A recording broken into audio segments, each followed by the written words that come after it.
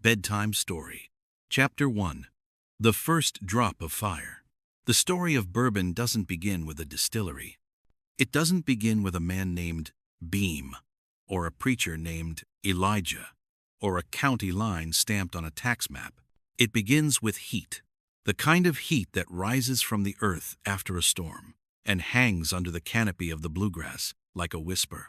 The kind of heat that wakes up the sweetness in corn long before anyone knew what those kernels could become. Because bourbon, real bourbon, the good stuff that coats a glass and clings to a story, wasn't invented. It grew, not in a field, but in a feeling. But to understand that, you have to start before Kentucky even had a name worth defending. You have to go back to when settlers first crossed the Alleghenies with wagons that groaned under the weight of iron pots, seed sacks, and the stubborn belief that the land ahead held something better. These people weren't looking for bourbon. They were looking for survival. Corn, though, that they understood. The corn frontier. Corn was cheap. Corn grew where wheat threw a tantrum. Corn didn't care about soil the way barley demanded. Corn was the immigrant's blessing, a crop that fed you, your animals, and your neighbors, if they were friendly enough to deserve it. By the mid-1700s, corn had already claimed the loyalty of frontier farmers. It was hearty, American, and abundant. So abundant that the stuff began piling up faster than families could eat it, mill it, or stuff it into cornbread. And that left a problem. Corn spoiled. Corn molded. Corn took up precious space in wagons and storage sheds. But corn, when heated, mashed, and coaxed, had another destiny. The Scots-Irish, Germans, and English farmers who settled the frontier weren't just farmers. They were descendants of moonshiners and ale brewers, whiskey makers, and brandy distillers. Their families had been turning grain into gold since before they left the old country. So when the corn piled up, they didn't panic. They reached for the still. The logic was simple. 100 pounds of corn became far easier to store once you convinced it to drip out the end of a copper pot. Grain became spirit. Spirit became money. And whiskey became the first frontier banking system. You didn't trust a man's handshake out here, you trusted his barrel. The land where bourbon was waiting. When settlers finally reached what would become Kentucky, they found something rare. Limestone water so pure it made grain sing. Underground rivers filtered through ancient rock beds, stripping iron away and gifting the liquid with calcium that yeast adored. The water alone didn't make bourbon, but it made bourbon possible. Rivers crisscrossed the land like veins. Forests held oak so dense and sweet that the inside of a charred barrel smelled like a promise. Wildlife thrived. Winters were cold enough to let whiskey rest. Summers were hot enough to wake it back up. To a distiller, whether intentional or accidental, Kentucky was a cathedral. And among the first to walk into that cathedral were the men who would unknowingly set the stage for bourbon's birth. Not legends, not icons, just farmers with a thirst, a little copper, and no idea that their evening hobby would become America's spirit. The humble mash. A mash in the late 1700s wasn't measured by hydrometers or scaled with precision. You didn't find men calibrating pH levels or discussing ester profiles. You found a farmer stirring a wooden paddle in a steaming vat, hoping the mash turned sweet instead of sour, and that the yeast he carried from the last batch hadn't died during the trip. There were no recipes, only instincts. A handful of cracked corn, a scoop of leftover rye, a bit of malt if you could afford it, and water pulled from a spring so cold it bit the skin. From this rough chaos came something familiar but not yet defined. Early whiskey tasted more like the rough edges of the frontier than the caramel-laced bourbon we know today. The birth of the barrel. The decision to age whiskey wasn't an act of genius. It was an act of necessity. People didn't age whiskey because they wanted flavor. They aged it because glass was expensive, metal rusted, and stoneware broke. Barrels were cheap. Barrels were American. Barrels could ride on flatboats down the Ohio River to New Orleans, where whiskey sold better than corn ever had. It was during those long floats days, turning into weeks under a southern sun, that the magic happened. Whiskey entered the barrel clear and restless. It emerged darker, sweeter, oak-kissed, and deeper than anyone expected. Passengers tasted it, blinked hard, then tasted it again. What in God's name happened to this, they wondered. What happened was transformation. What happened was bourbon. They didn't have a name for it yet, but they knew they liked it. A spirit finds its identity. The river traders wanted more. The flatboat men wanted more. The farmers who couldn't sell corn but could sell aged whiskey wanted much more. And so an American whiskey style was born, not because someone invented it, but because the land itself insisted on it. Everything that makes bourbon, charred oak, sweet corn, stubborn ingenuity, it all existed long before the first distillery filed its paperwork. Bourbon wasn't the creation of a man. It was the creation of a place. A new name for an old drink. Somewhere along the river trade routes, between Kentucky and New Orleans, the word bourbon began appearing on barrels. Maybe it referred to Bourbon County, maybe to Bourbon Street, maybe to the old Bourbon region of Virginia. The truth is, bourbon got its name the same way it got its flavor, accidentally, and better than anyone expected. What mattered wasn't the accuracy. What mattered was the reputation. Barrels marked Old Bourbon were prized. They were darker. They were smoother. They were worth more in coin, barter, or goodwill. And so the farmers in Kentucky, simple men with calloused hands and stubborn pride, began striving for that flavor.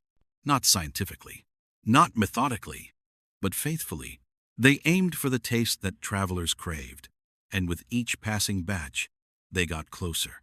Fire, faith, and frontier whiskey. By the late 1700s, early bourbon had become something more than just a drink. It was the quiet companion at barn raisings, the currency of peace between neighbors, the comfort during long winters, and the wild heartbeat of celebrations. It was fire in a glass, warmth you could hold, hope that didn't spoil. Children grew up watching fathers and grandfathers tend to stills like they were tending to family. The process was messy, unpredictable, sometimes illegal but always meaningful. And slowly, the families that would one day build empires began planting their roots. Families with names like Beam, Brown, Taylor, Weller, Samuels, and Willett. They didn't know it yet. They couldn't. History doesn't tap you on the shoulder while it's happening. But every drop they distilled was the foundation stone of an industry that would outlive wars, depressions, fires, and the kind of government regulations that would choke a lesser craft out of existence. Chapter 2. The families who lit the first fires. If Chapter 1 was about the land, the limestone, the corn, the flatboats drifting down the Ohio like wooden prayers, then Chapter 2 is about the people. The ones who stepped into that cathedral of Kentucky water and oak and said, "Let's try something." You can't talk about bourbon without talking about families, not distilleries' families. Because before these names were brands, they were just people carving a life out of timber, grain, and stubbornness. The names that fill our shelves today were once nothing more than signatures crouched on the corner of tax documents or scribbled on the inside of a barn ledger. And yet, from those pencil scratches unfurled dynasties: Beam, Taylor, Samuels, Weller, Willett, Brown, Pepper. They didn't set out to create legacies. They set out to feed families, survive winters, and build something worth inheriting. And maybe to make a whiskey worth pouring for neighbors who worked just as hard. Let's walk through the door where the story truly begins. Not with polished rickhouses, but with smoke, sweat, and the soft glow of copper.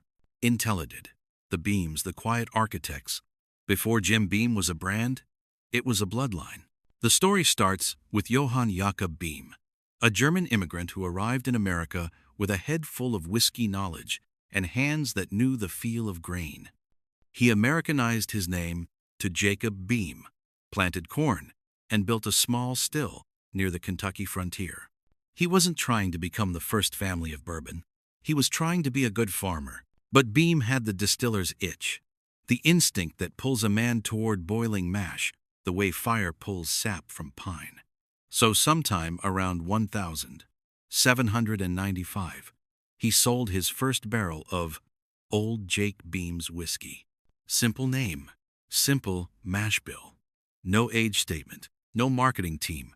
No embossed bottle. Just honest whiskey from honest land. The Beam men learned whiskey the way other families learned carpentry or blacksmithing passed down at the dinner table, then proved in the stillhouse. Every generation added something. David Beam expanded production. David M. Beam moved operations when the railroad came through. Colonel James Beauregard Beam, Jim Beam, rebuilt from ashes after Prohibition wiped the industry clean. Later generations refined, scaled, experimented, adapted. The Beams weren't flashy. They were foundational, quiet architects of consistency. Even today, Beam blood touches dozens of distilleries: Heaven Hill, Maker's Mark, Four Roses, Barton, because the craft was never just a business to them. It was a calling. And though bourbon has changed 1,000 ways since Old Jake's day, one truth still holds. You can't tell the story of bourbon without a Beam standing somewhere in the frame. Minus the Samuels family fire, failure, and reinvention. If the Beam legacy is a straight, sturdy line, the Samuels lineage is a wild river, rapid, unpredictable, but always flowing towards something sweeter. Their story begins with T.W. Samuels, a man with a knack for distilling and a temperament that matched a high rye mash. Spicy, driven, stubborn enough to build a distillery where others saw only trouble. His early operation succeeded, then failed, then succeeded again, a pattern that would define the family for generations. But the legend truly ignites with Bill Samuels Sr., who did something almost unheard of in bourbon. He threw away a family recipe, literally, burned it in the fireplace, pages curling like autumn leaves as his wife Margie watched. Too harsh, he said, too fiery. He wanted a softer whiskey, a gentle one, a front porch sipper that made friends instead of enemies. Margie, meanwhile, wasn't just a bystander. She reinvented the visual language of bourbon. The red wax? Her idea. The square bottle? Also her. The name Maker's Mark? Hers again. The star and SIV logo? A tribute to the fourth-generation Samuels. One family, two geniuses. One in the stillroom, one in the story. The Samuels didn't just make bourbon. They branded bourbon for the modern world without sacrificing soul. Their contribution wasn't volume or scale. It was identity. They made bourbon look as beautiful as it tasted. Eights-End, the Weller lineage, the innovators of sweetness. If bourbon had a poet, it might have been William LaRue Weller, not because he wrote stories, but because he understood something other distillers didn't: the poetry of a mash bill. In a time when rye was king, sharp, peppery, untamed, Weller made an unexpected move. He replaced rye with wheat. Wheat, a grain more associated with bread than boldness. Other distillers scoffed. Customers hesitated. The world wasn't ready for softness. But Weller believed in what wheat could do: bring sweetness, warmth, and long finishes without heat. He printed "honest whiskey" on his labels, a bold move at a time when rectifiers were pumping out colored poison and calling it whiskey. Weller was clean, reliable, and strangely modern. And then one day, a young man named Julian P. Pappy Van Winkle Sr. walked into the operation. You know how this story ends. Weller plus Van Winkle is the bourbon equivalent of Lennon plus McCartney. Together, they shaped an entire flavor profile, one that would one day become the most sought-after bourbon style in the world. You can trace every bottle of Pappy, Weller, Larceny, Old Fitz, and even many private barrels back to this single decision: replace the spice with sweetness. Let wheat do the talking. That, the Taylor legacy, the father of modern distilling. If Weller was the poet and the Beams were the builders, then Colonel Edmund Haynes Taylor Jr. was the politician, the man who dragged bourbon into legitimacy. E.H. Taylor didn't just make whiskey. He campaigned for it. He demanded cleanliness in a time when rat-infested distilleries dumped who knows what into the mash. He demanded honesty when rectifiers diluted whiskey with tobacco juice and turpentine. He demanded craftsmanship when others slapped labels on shortcuts. Taylor built Old Taylor Distillery, the first true show distillery, a castle dedicated to bourbon, a temple of copper, limestone, and Victorian pride. But his greatest achievement wasn't architectural, it was legislative. He led the charge for the Bottled-in Bond Act of 1897, the first consumer protection law in American history, predating food safety regulations by nearly a decade. Think about that. Before the government cared about milk, or bread, or medicine, they cared about bourbon, because Taylor made them care. He knew that if bourbon was to survive, it needed rules, integrity, transparency. Every bottle of bonded whiskey today is stamped with his ghost. And comment. The Brown family, the first giant. While many early distillers were content with local fame and regional distribution, George Garvin Brown thought bigger. When he founded what would become Brown-Forman, he didn't want whiskey that was good for its price or for locals. He wanted something consistent, a bottled product that tasted the same anywhere a man bought it. This was revolutionary. In the 1800s, whiskey was sold by the barrel, and what came out of one might taste wildly different from another. So George Brown did something bold. He bottled it himself. Old Forester became the first sealed, labeled, consistently batched bourbon sold in the United States. Doctors endorsed it. Pharmacists stocked it. Customers trusted it. The Brown family didn't just succeed, they scaled. They built systems. They embraced business in a way no one else had yet dared.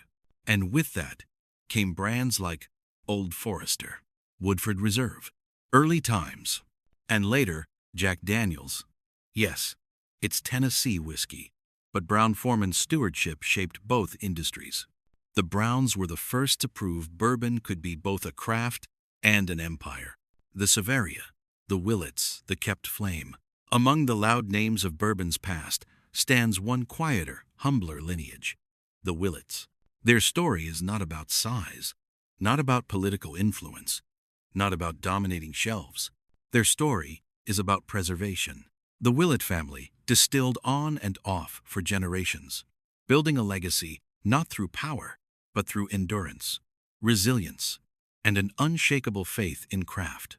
By the mid-20th century, when bourbon nearly died in the shadow of vodka and clear spirits, many distilleries shuttered. Willett paused too, but they didn't disappear. They waited. They watched. They planned. And when the bourbon renaissance finally arrived, the Willets rose again not as a relic, but as a modern powerhouse of innovation and character. Today, their rickhouse top silhouettes are iconic, and their distillate is among the most respected in the industry. Willett represents the soul of bourbon, small, stubborn, and impossibly proud. I know. The Pepper dynasty, the unheralded royalty. James E. Pepper was bourbon's original showman. He dressed sharp, spoke loudly, and marketed his whiskey with a flair that would make modern influencers blush. He championed the old-fashioned cocktail, traveled with racehorses, and called his whiskey the oldest and best brand of whiskey made in Kentucky.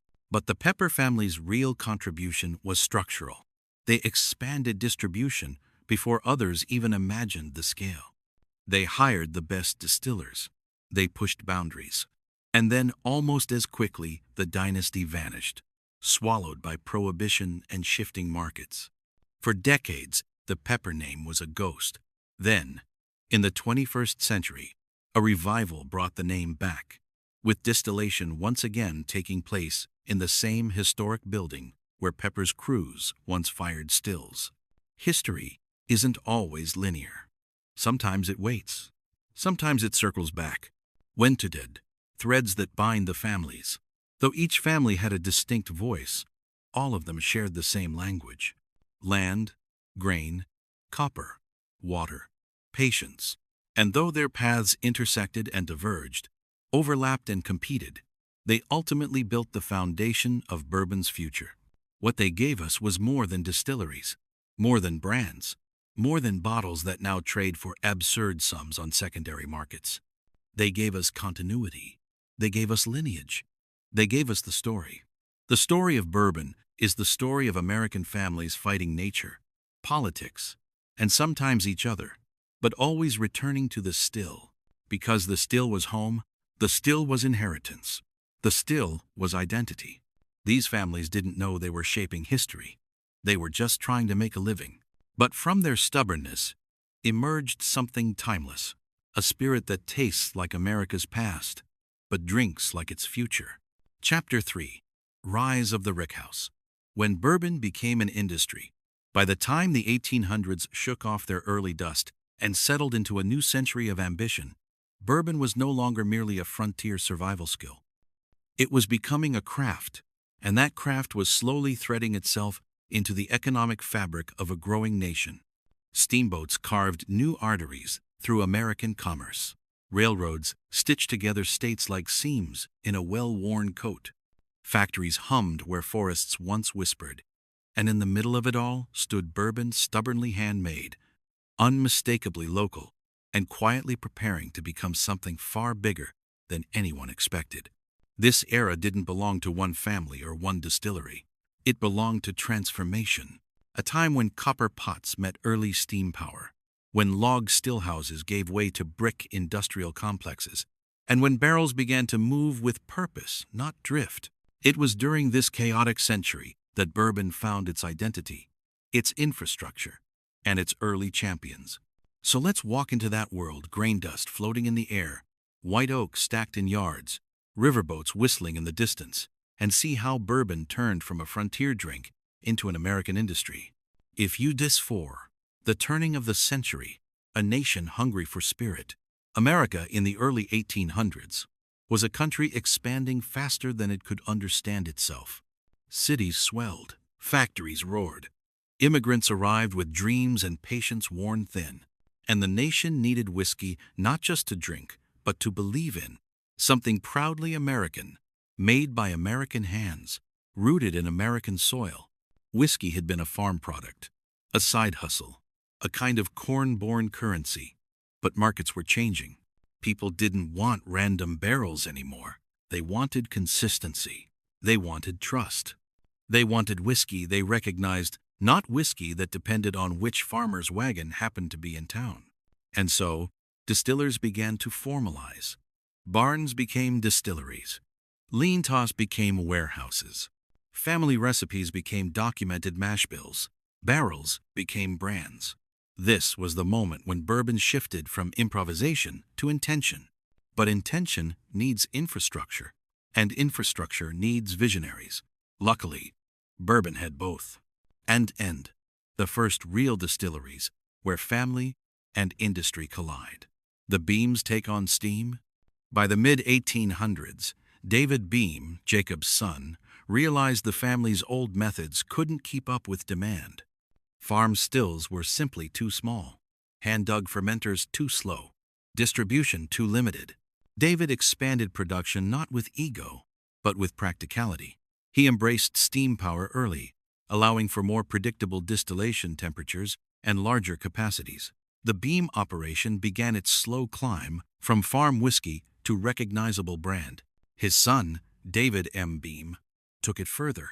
When the railroad stretched its iron limbs across Kentucky soil, he moved the entire operation closer to a railway line. That decision, equal parts risk and foresight, would shape the future of Beam whiskey. It meant barrels could travel faster. It meant the Beam name could reach cities. It meant consistency could finally be delivered, not just promised. And quietly, the Beams were becoming the backbone of American whiskey. And well, the Browns go full scale. While the Beams expanded production through necessity, George Garvin Brown expanded through ambition. Old Forester wasn't just another whiskey, it was bottled, sealed, and sold as a specific product long before the rest of the industry caught up. Brown's focus wasn't merely on distillation. It was on quality control, blending consistency, consumer confidence, branding as a form of trust. He built distribution networks that seemed reckless in scope for the era. City to city, state to state, a trail of identical bottles carrying identical whiskey. Where most distillers still sold by the barrel with all the variability that implied Brown was selling a promise, and promises travel farther than barrels. Even and Hesprit. The Taylors build a temple. Colonel E. H. Taylor, Jr. saw bourbon not as a farm product or a business, but as a calling, something noble, something clean, something worth protecting. He built Old Taylor Distillery like a cathedral, vaulted architecture, grand courtyards, fine stonework, attention to detail so excessive it bordered on art. Visitors didn't walk into Old Taylor. They entered it. The grounds whispered of pride. The fermenters echoed with discipline. The brick foundations felt like permanence. This wasn't just a workplace. It was a statement. And the statement was simple. Bourbon is worth doing right. But Taylor was more than a builder. He was a fighter.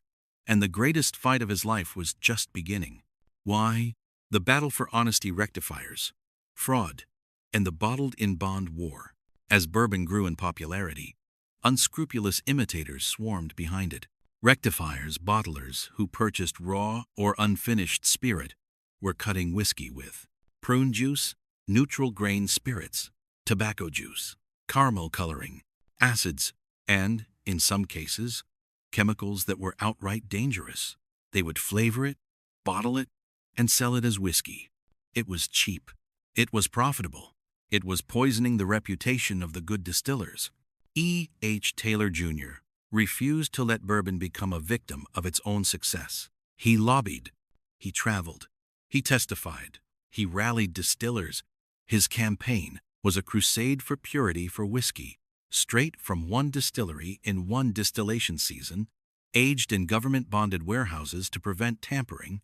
It took years of political brawling. It took alliances with other major families.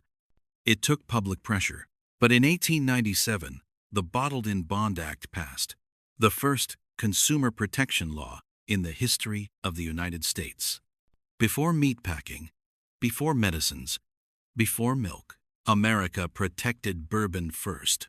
And with that protection came legitimacy, a foundation upon which a real industry could be built. And canons, rivers, railroads, and the birth of the rickhouse. As quality stabilized and regulations took hold, a new question emerged. Where do you put all this whiskey while it ages? The answer was the rickhouse, born out of necessity, refined by ingenuity, perfected by time. Early rickhouses were simple barns. Later ones were multi-story wooden giants, built to move air and trap heat. They stacked barrels in ricks' wooden racks that allowed air to flow around each barrel like a patient breath. Summer expanded the whiskey. Winter contracted it. The seasons pushed and pulled the spirit through charred oak like a slow heartbeat. Some rickhouses became legends. Heaven Hills Warehouse C. Buffalo Trace's Warehouse H. Built by Blanton. The Old Taylor brick rickhouses, Willett's hilltop structures, each one a living ecosystem of temperature, humidity, and time. Bourbon was no longer accidental aging. It was intentional maturation. And as rickhouses rose, so did expectations. End quote. The Willets hold the line through change.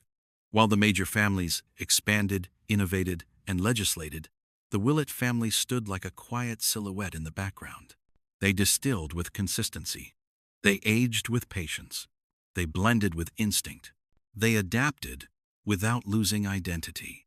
And while much of the industry surged toward large-scale operations, the Willets continued to distill in smaller, more intimate ways.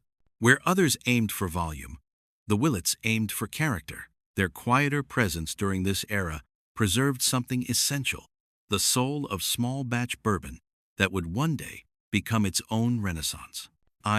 The bourbon boom of the late 1800s. By the end of the 19th century, Kentucky was home to more than 2,000 registered distilleries, a patchwork of family operations, industrial giants, local heroes, and doomed experiments.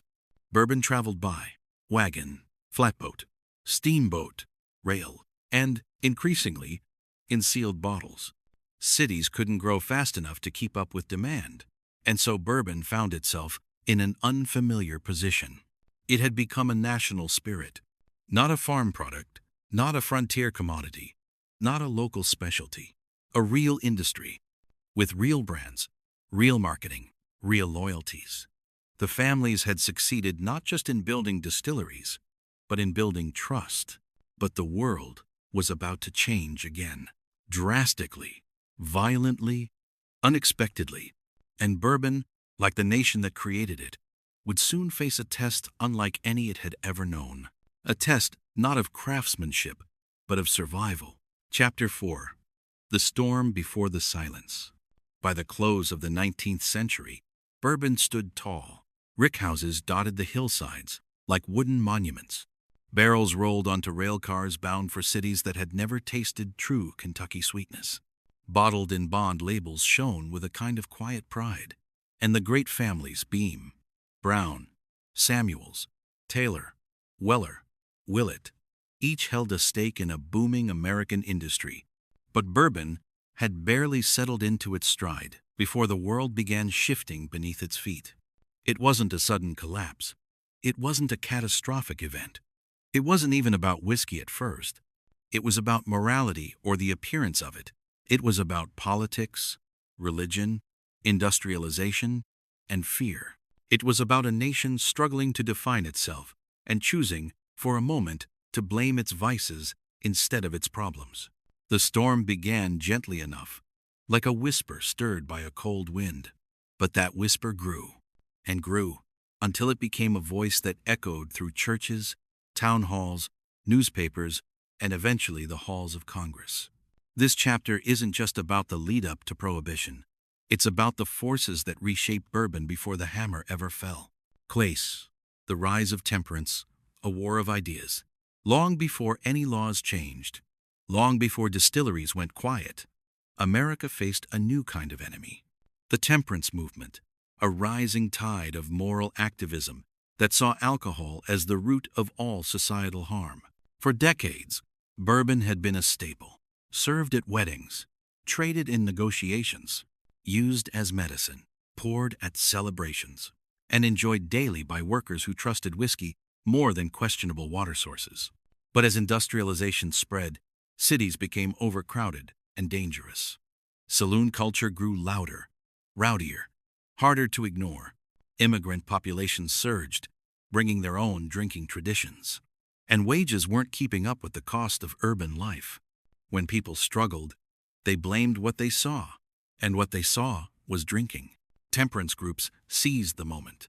Organizations like the Women's Christian Temperance Union, the Anti-Saloon League, painted dramatic portraits of drunkenness destroying families, corrupting men, and eroding American virtue.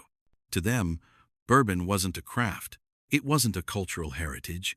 It wasn't an economic engine. It was the enemy. The irony, of course, was that bourbon had little to do with the saloon chaos. Most temperance outrage centered around cheap, unregulated urban alcohol, often imported or rectified, not distilled in Kentucky. But temperance didn't care about nuance. Temperance cared about targets. And bourbon stood tall enough to be seen. When the industrial world shifts the battleground. As bourbon was evolving from farm whiskey to industry, America was evolving from farm nation to industrial empire. Factories shaped lifestyles. Railroads reshaped geography. Cities reshaped culture. And industrialization brought a new kind of worker. Tired, underpaid, overworked, seeking escape. Saloons, often unregulated and fueled by rectified spirits, provided that escape but also amplified public concern. While Kentucky bourbon had rules and traditions, urban moonshine had none. Politicians, eager for votes, leaned into the temperance narrative. Newspapers printed stories of men who stumbled into debt, crime, or violence. Preachers delivered sermons condemning alcohol as a moral rot. Cities enacted local dry laws. Meanwhile, in Kentucky, distillers watched these headlines with caution. The industry had grown too big to ignore the shifting winds. In Free, the distillers respond unity through necessity. For the first time, bourbon families found themselves fighting, not competitors, but public opinion. Meetings were held. Alliances were formed. Trade organizations began to take shape. Old rivals stood side by side. Beam and Brown Hout, Taylor and Pepper, Weller and Willett. They understood that the next era wouldn't be won by who had the best mash bill, but by who survived the political war. And perhaps more than any other figure, E. H. Taylor Jr. stepped forward again. He had already fought the battle for integrity with the Bottled in Bond Act. He knew how to navigate the political storm. He knew how to talk to lawmakers. He believed in bourbon as an American legacy worth protecting. Taylor and other distilling leaders pushed for laws that distinguished pure Kentucky bourbon from cheap rectified spirits. Their argument was simple. Don't blame bourbon for the sins of saloons, but fighting perception is like fighting smoke. You can wave your hands all you want, but the room still fills. And the sea. Economic pressure, not all distilleries could adapt.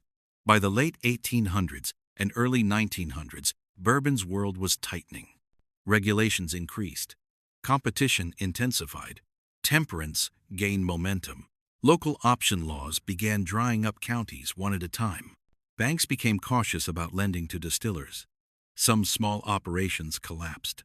Others were bought out or consolidated. Some families sold their interests entirely. A few went quiet and waited. Meanwhile, the larger distilleries, the Beams, Browns, and Taylors invested in modernization. Steam-powered stills, larger rickhouses, standardized bottling lines, cooperage improvements, partnerships with rail carriers. They grew not because they wanted to dominate, but because the era demanded survival through scale. What had once been a family business was becoming industrial. And industrial businesses are easier targets. End quote. The social battle spills into politics. Temperance groups didn't just preach. They organized. They strategized. They lobbied. Every election cycle, new laws appeared. Alcohol-free Sundays. Restrictions on saloon licenses. Local prohibition votes say. Increased taxes on distillers. Shipping restrictions on liquor bin. Kentucky itself became a battleground, a place where towns could be wet while the surrounding counties were bone dry. Distillers, who once worried only about mash bills, now worried about legislation. A distillery could go from profitable to illegal with a single vote. And the temperance movement kept gaining ground. The women's movement, progressivism, and the unity of causes. Here's the twist history often forgets. Temperance wasn't just about alcohol. It was woven into broader social causes. Women's suffrage, child welfare, labor rights, anti-corruption, public health. Alcohol became the face of everything reformers wanted to fix. If a man beat his wife, they blamed whiskey. If a family went into debt, they blamed whiskey. If a worker missed time, they blamed whiskey. If politics were corrupt, whiskey took the blame. If crime increased, whiskey took the blame. Never mind poverty, never mind working conditions, never mind the industrial pressures crushing immigrant families. Whiskey was the easy villain, and bourbon, being the most iconic American whiskey, was the biggest target. One height, the last golden years before the fall. From roughly 1,897 bottled in bond to around 1,910, bourbon entered a strange era. Growth under the shadow of doom. Rickhouses were full. Exports increased. Bottled brands proliferated. Distillers invested in infrastructure and advertising. Tourism, in its early form, began as visitors toured distilleries like Old Taylor and Old Crow. Bourbon was thriving, but everyone felt the tension. Distillers whispered about the coming troubles. Families debated whether to expand or hold. Some built more warehouses, hoping aging stock would one day save them. Others diversified into cordials, brandy, or medicinal spirits.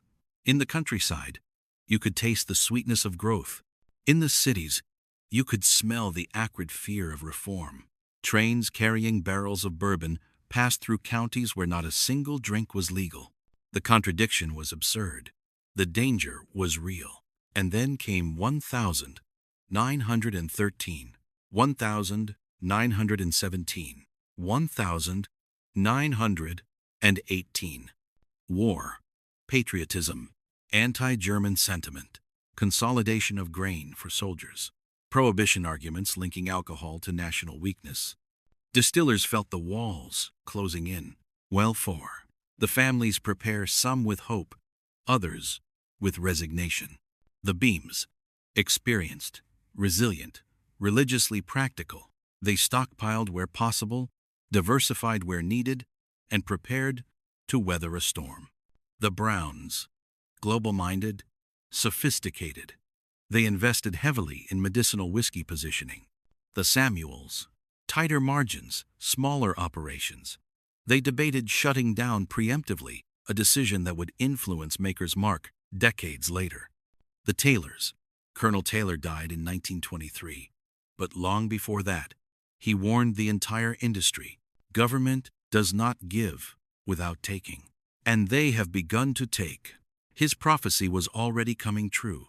The Wellers and Van Winkles, better positioned than most, their wheated whiskey had gained a quiet but loyal following, particularly among medicinal distributors. The Willets, small, nimble, and deeply rooted in Kentucky soil. They trimmed operations but refused to abandon distillation entirely. The Peppers, once aristocracy of bourbon, they were already struggling under financial strain and political headwinds. Not all would survive the coming era. Not all would return. But bourbon, like the families who made it, was stubborn. This, the tension before Prohibition, when the future holds its breath. The years just before national prohibition were like the silence before a rickhouse fire. You can feel the heat rising. You hear wood crackling. You smell oak warming, but nothing has fully ignited. Yet, distillers sensed it, families sensed it, Kentucky sensed it, and then slowly at first, then rapidly counties voted dry. Shipments halted, licenses expired, banks pulled away, insurance rates skyrocketed, molasses plants, cooperages, and grain suppliers panicked. The entire ecosystem around bourbon began to fracture. But even then, bourbon was not dead. Not yet. It was gathering itself quietly, like a great beast curled in winter, waiting for the right moment to rise again. But first, it had to survive the darkness. Chapter 5. The 13-Year Winter. The American whiskey industry didn't collapse on a single day. It didn't fall the moment a law passed. It didn't die with a vote, or a speech, or a newspaper headline. It froze. Like a river in deep winter, bourbon didn't disappear. It went quiet, still, cold, waiting beneath ice that stretched across the entire country.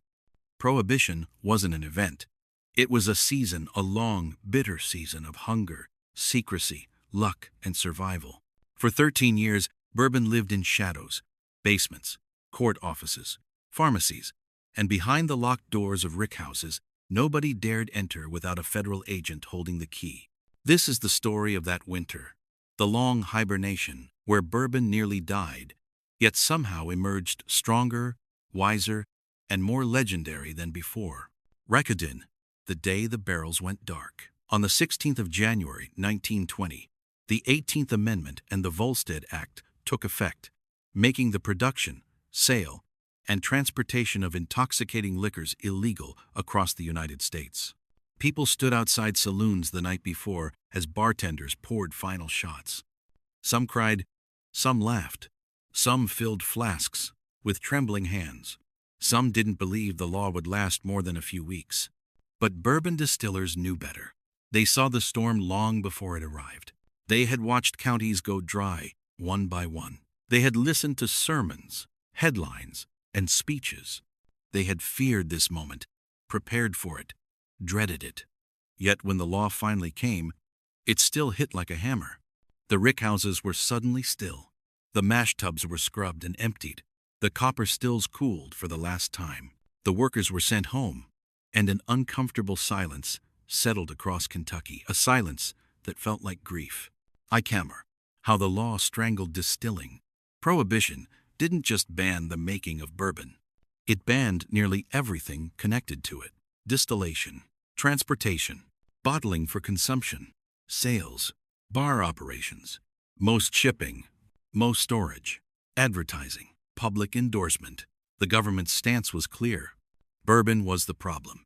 But there was one loophole, a strange, narrow, ironic little loophole that would save the industry. Medicinal whiskey. Doctors could prescribe whiskey like medicine. Pharmacies could dispense it. Distilleries who obtained federal permits could bottle their existing stock. This single clause would become the lifeline that kept the heartbeat of bourbon faintly alive through the long winter. But who got the permits? Not many, and certainly not by luck. And stated Mape, the 6 survivors who kept the flame alive. Only 6 distilleries were granted federal licenses to bottle medicinal whiskey during Prohibition. 1. Brown-Forman. 2. Stitzelweller. Then A. P.H. Stitzel. 3. Schenley. 4. Frankfurt Distillery. 5. Bernheim. 6. American Medicinal Spirits, part of National Distillers. Each license was a golden ticket, a passport through the dead season. And behind many of these permits were the very families we've been following. The Browns. Old Forester. George Garvin Brown's focus on bottled consistency paid off. Doctors trusted branded whiskey. Pharmacies stocked it. Regulators approved it. Brown-Forman survived. Julian Pappy Van Winkle and William LaRue Weller. Pappy, working with the Stitzel operation, secured a permit through relentless negotiation, political maneuvering, and the reputation of honest wheated whiskey. They didn't just survive, they thrived quietly. The Beams, they lost their own distilling operations, but their hands stayed busy. Beam family members became the go-to distillation experts for facilities bottling medicinal whiskey or producing legal industrial spirits. Beam blood distilled through the shadows. The Pepper lineage, the proud Pepper dynasty, once giants, could not secure a permit. Their distillery went cold. Their family legacy dimmed. It would take nearly a century to resurrect the Pepper name. The Samuels family, T.W. Samuels, closed shop before Prohibition hit, a decision born of exhaustion and foresight. This distilling silence would ultimately lead to the rebirth of the family craft. As makers mark decades later, the Willets, small and nimble, the Willets survived by distilling industrial alcohol, a legal exception for fuel, hospital disinfectants, and wartime supplies. Their true bourbon operations slept, but the family endured. 6 legal bottlers, thousands of illegal ones, and millions of thirsty Americans. The stage was set for one of the strangest eras in American history. And now, the pharmacies become the new saloons. During Prohibition, the place to get bourbon was your local drugstore. If America had Yelp reviews in the 1,920 seconds, every pharmacy in Kentucky would have 5 stars and a line out the door. The process was absurd. 1. You visited a doctor. 2. Complained of anxiety, back pain, influenza, or the classic diagnosis, nervousness. 3. The doctor scribbled a prescription. 4. You walked to the pharmacy. 5. You walked out with a pint of bourbon in a square labeled bottle. Some pharmacies grew wealthy. Some doctors bought new cars. Some patients became very, very healthy. Walgreens. Yes, that Walgreens exploded from 20 stores to 500 during Prohibition, thanks in no small part to medicinal whiskey. Every bottle came with government paperwork.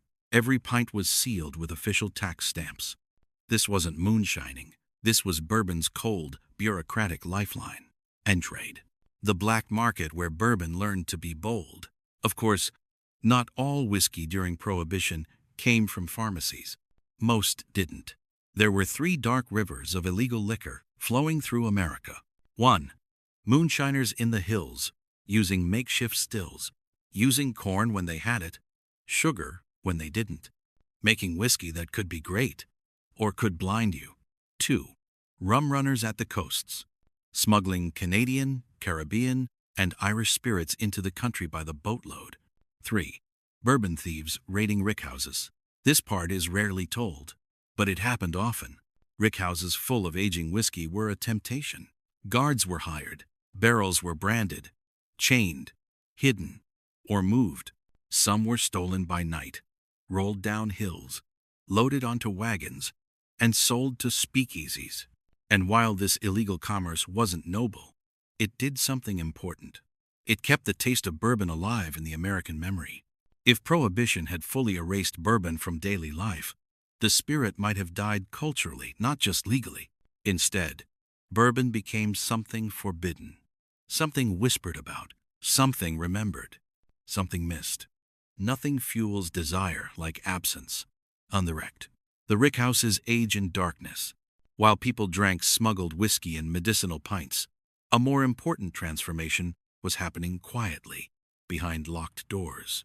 The bourbon aged. For the first time in history, barrels sat untouched for years, sometimes a decade or more. Families had no choice but to wait. And that waiting changed everything. Whiskey that would have been bottled at 2-4 years old pre-Prohibition was now aging for 8, 10, even 12 years in some cases. Distillers didn't know what they'd find at the end of the tunnel. But when Prohibition ended, they discovered something extraordinary. Older bourbon tasted better, much better. Prohibition accidentally created the concept of well-aged bourbon. End quote. Modern premium expressions, Pappy Weller Antique, Old Fitz decanters, Blanton Single Barrel, all owe something to this 13-year winter. Well, ours, the families that refused to quit. Prohibition was cruel to bourbon, but bourbon is a stubborn thing, and so are the people who make it. Let's walk through their worlds during this dark era. The Beams. Members of the Beam family worked at several legal industrial distilleries and medicinal bottling facilities. Their craft never died. It just moved, adapted, folded, and unfolded again. When the lights came back on in 1933, the Beam name would leap instantly back into prominence. The Browns. Brown Foreman bottled medicinal whiskey non-stop. They kept their workforce employed. They protected their barrels. They stayed solvent. When Prohibition ended, they were one of the few distillers ready to scale. The Wells and Van Winkle. Pappy thrived quietly. His wheated whiskey aged beautifully. His company expanded bottling capacity. He networked shrewdly with pharmacists and distributors. They emerged not just alive but strengthened. The Taylor lineage. Colonel E. H. Taylor Jr. died shortly after Prohibition began. His legacy of purity and regulation lived on, even as his own distillery faced enormous pressure. History would vindicate him, but too late for him to see it. The Willets. Working in industrial alcohol production, kept their equipment warm and their skills sharp. When bourbon returned, so did the Willets, not broken, but tempered. The Samuels. They waited, quietly, restlessly. And when Bill Samuels Sr. eventually revived the family dream, with a new recipe, one literally burned into existence, he did so with lessons born from Prohibition's ashes. The Peppers. Their empire shattered, their name dimmed. But a spark would survive, hidden in old documents and forgotten warehouses, until new hands revived the Pepper brand a century later. Azur. The world without bourbon. This part is rarely talked about. Asterisk. During Prohibition, bourbon didn't decline. America declined. Asterisk. Crime surged. Organized syndicates grew powerful. Communities fractured. Government corruption soared. Poisoning from bad alcohol skyrocketed. Doctors and pharmacies became shadow saloons. Prohibition did not make America sober. It made America dishonest. And bourbon, real bourbon, became a ghost of what it once was. A memory, a myth, a flavor people couldn't quite forget. But the world was about to change again. The ice was melting. The long winter was ending. And bourbon, patient as always, was ready. In fact, it abode. The end of Prohibition, the first warm wind. On the 5th of December 1933, the 21st Amendment was ratified, repealing Prohibition. Church bells rang. Bars reopened. Pharmacies quietly slipped their whiskey bottles back into the stockroom. Rickhouse doors creaked open for the first time in 13 years. Dusty barrels finally rolled into daylight. And when people tasted real, Kentucky-born bourbon again, something happened. They remembered. They remembered the warmth, the sweetness, the oak, the history, the identity. But the industry they returned to was not the one they had left. Some families were gone. Some distilleries were rubble. Some brands would never return. And yet, from the ashes of Prohibition, A new chapter was about to begin, one filled with rebuilding, rebirth, modernization, consolidation, innovation, and the seeds of the bourbon renaissance that would eventually sweep the world. The 13-year winter had ended. The spring would not be easy, but it would be glorious. Chapter 6. Rebuilding the Flame. Prohibition ended not with trumpets, but with exhalation. A long, weary, grateful exhalation, the kind a man lets out after holding his breath underwater longer than he thought he could. The day the 21st Amendment was ratified, the nation didn't celebrate as loudly as history books like to pretend. It simply breathed again. Bars unlocked their doors. Pharmacies cleaned out the medicinal section. Saloons wiped down counters dusty from 13 years of neglect. Families reopened windows they'd kept dark for a decade. And in Kentucky, a sound echoed through the hills that hadn't been heard in years. The roll of barrels. Rickhouse doors squeaked open, letting sunlight fall onto aging whiskey like a blessing. The smell that escaped oak, thyme, heat, sweetness, drifted into the world as if bourbon itself had been holding its breath. But what America didn't see was the truth. The bourbon industry was alive, but it was wounded. Distilleries were empty shells. Machinery was rusted.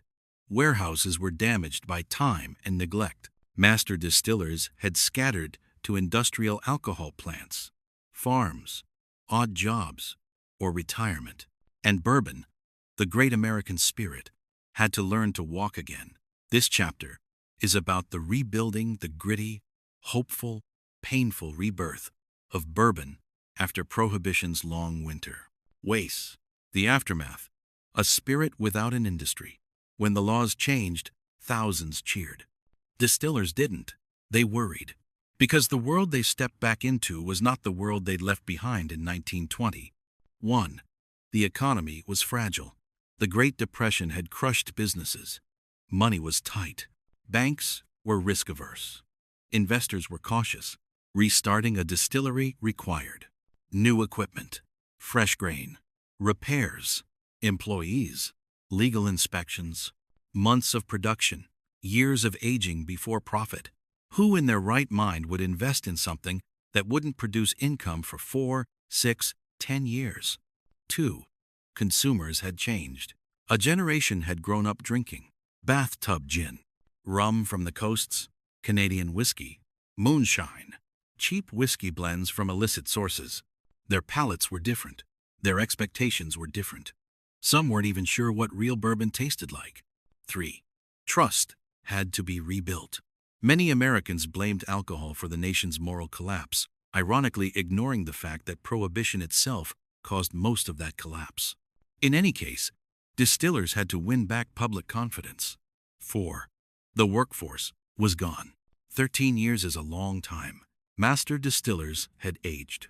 Younger workers had never learned the craft. Families had moved on. 5. The barrels had overaged.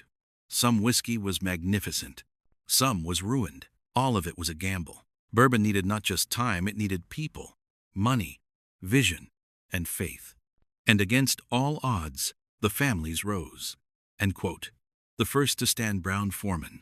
Brown-Forman had been bottling medicinal whiskey through the freeze, and they were one of the rare few ready to hit the ground running.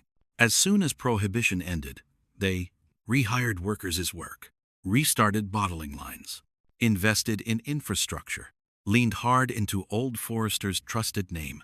In a world suspicious of whiskey, consistency was gold. Old Forester's promise, sealed, labeled, and unaltered, carried enormous weight. And behind that promise stood the same family, offering the same guarantee. You know what's in this bottle. That mattered more in 1934 than at any time before. And well, the return of the Beam's resurrection through bloodlines.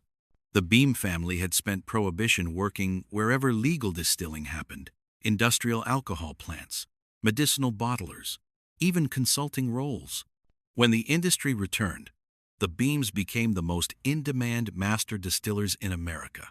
Their hands hadn't forgotten. Their instincts hadn't rusted. Their lineage had stayed alive in secret, quiet ways. Jim Beam, Colonel James Beauregard Beam, rebuilt the family distillery in just 120 days, a feat nearly impossible, even with modern equipment.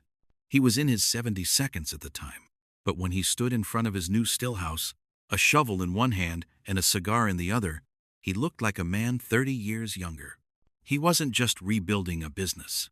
He was reclaiming a birthright, and the whiskey that flowed from that resurrected still would eventually become the largest bourbon brand in the world. But at the time, it was simply a family picking up the pieces. End. The Stitzel operation, the rise of Pappy. If every family emerged from Prohibition with scars, Julian Pappy Van Winkle came out with quiet strength. Pappy's operation, built on the foundation of A.P.H. Stitzel, had thrived as a medicinal bottler. His wheated bourbon aged magnificently during Prohibition. His warehouses were intact. His crew was skilled. His finances were stable. Most importantly, he had stock when nobody else had stock. While other distilleries spent years rebuilding, Stitzel's whiskey was ready. Pappy didn't waste the opportunity. He forged something new, a merger that created Stitzel Weller, one of the most legendary bourbon distilleries ever built. The doors opened in 1935 on Derby Day.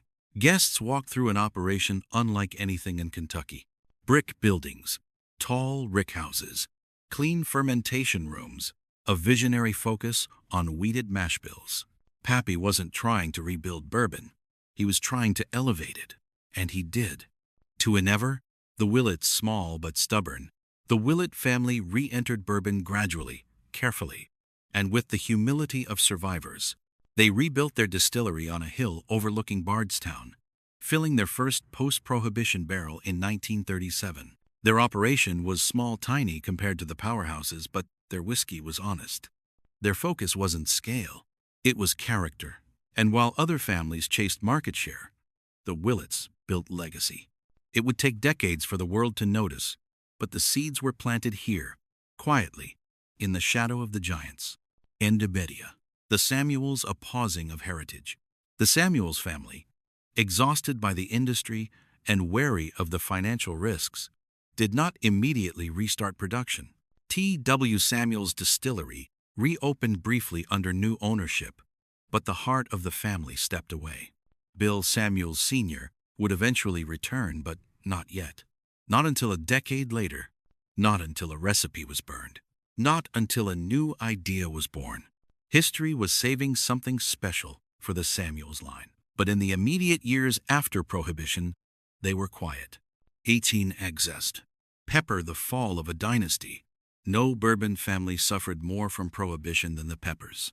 Once one of Kentucky's most flamboyant and successful dynasties, their distillery sat cold. Their brand fractured. Their finances collapsed. The name Pepper, once shouted in saloons and printed proudly on race banners, faded into obscurity. But the Pepper story wasn't over. Even in its fall, something survived: old papers, blueprints, flavor notes, surviving brick walls, waiting nearly a century for revival. But during the 1,930 seconds, the Pepper line was lost. In 2-3, the problem no one saw coming: blended whiskey. While bourbon was rebuilding, another spirit crept into America's changing palate: blended whiskey. Cheaper, lighter, more familiar to those raised on Prohibition-era substitutes. Brands like Seagram's pushed blends hard, with marketing campaigns that made bourbon look old-fashioned, harsh, rustic. Bourbon was darker, stronger, more complex, more expensive to make, slower to produce in. Blends were fast, inexpensive, easy to drink, aggressively advertised. The public, especially in big cities, flocked to them. Bourbon's post-Prohibition battle wasn't just rebuilding, it was relevance. But the families had something blends didn't: authenticity. And that authenticity would matter, eventually, but not yet. In Stixit, the government steps in again. After Prohibition, the government was eager to regulate alcohol tightly, perhaps overcorrecting after the wild lawlessness of the 1,920 seconds. Bourbon faced strict labeling rules, new taxation systems, Federal oversight meant changes to warehouse bonding periods, new definitions for straight whiskey, bourbon, and blended. Some distillers embraced the clarity. Others struggled under the weight of regulation. But these laws did something important. They protected bourbon from the fraud that had nearly destroyed it before Prohibition. Thanks to E. H. Taylor Jr.'s early crusade and the industry's insistence on purity, bourbon now stood on a foundation of integrity.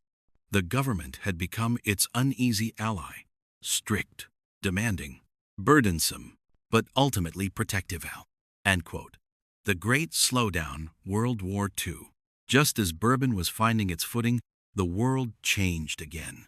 With the outbreak of World War II, the U.S. government requisitioned distilleries to produce industrial alcohol for rubber, explosives, medical supplies, aviation fuel additives. Mash bills were replaced with wartime formulas. Barrels stopped filling. Workers became soldiers. Distilleries ran day and night, producing alcohol for victory. A few distillers managed to keep limited whiskey production alive, but most shifted entirely to war-related output. This created a new problem. By the end of World War II, America faced a bourbon shortage. Soldiers returning home wanted whiskey, real American whiskey, and there simply wasn't enough. Many distilleries rushed to bottle whiskey before it was mature. Quality slipped. Some brands suffered, but in other ways, the war changed bourbon for the better. Industrial alcohol production, modernized equipment, wartime operations, streamlined distillery efficiency. Returning soldiers carried an appetite for bourbon into the 1,940 seconds. 50 seconds. Boom. Bourbon was battered, but alive. Always alive. And percent. The post-war years, the final golden era, from the late 1,940 seconds into the 1,950 seconds, bourbon enjoyed a renaissance. Soldiers developed a taste for whiskey abroad. Economic prosperity lifted all boats and wind. Suburban bars and home cocktails grew popular. Iconic brands like Old Grandad, Old Fitzgerald, Jim Beam, and Old Forester thrived. This was the last great era when bourbon reigned as America's favorite spirit. The rick houses were full. Distilleries were booming. Brands were expanding. Tourism increased. America drank bourbon proudly. But beneath the surface, a new shadow was forming. The next storm wouldn't be political. It wouldn't be moral. It wouldn't be war. It would be cultural. And it would nearly kill bourbon entirely. Because in the decades ahead, American taste would shift again, this time toward clear spirits, convenience, speed, and trends that threatened to bury the old families under dust and disinterest. But that story belongs to the next chapters. For now, bourbon is standing tall, again bruised, scarred, but triumphant. The flame had been rebuilt. It was time to see whether it could endure. Chapter 7. The Long Decline. Bourbon's Dark Age. The post-war bourbon boom sparkled like a glass raised in celebration, golden, warm, filled with optimism. Brands sold out. Rickhouses filled faster than they could be built. Distillers hired by the dozens. Cocktail culture was alive, earthy, American. This should have been bourbon's forever chapter. But history never lets anything stay sweet for long, because somewhere between the 1,950 seconds and the early 1,960 seconds, a quiet shift began. A small one, at first subtle as a bar towel, being folded at the end of a shift. A changing palate. A new generation. A cultural pivot. And bourbon, proud and stubborn, didn't see the warning signs. Or maybe it did, but refused to believe them. Either way, a darkness approached. A slow, unrelenting decline that would push bourbon to the edge of extinction. This is the story of that fall. The story of how bourbon went from the defining American spirit to something old men drank alone. A story of consolidation, neglect, cultural shifts, and near ruin. A story of empty rickhouses, forgotten brands, and barrels sold for pennies. But also, if you look closely, a story of survival.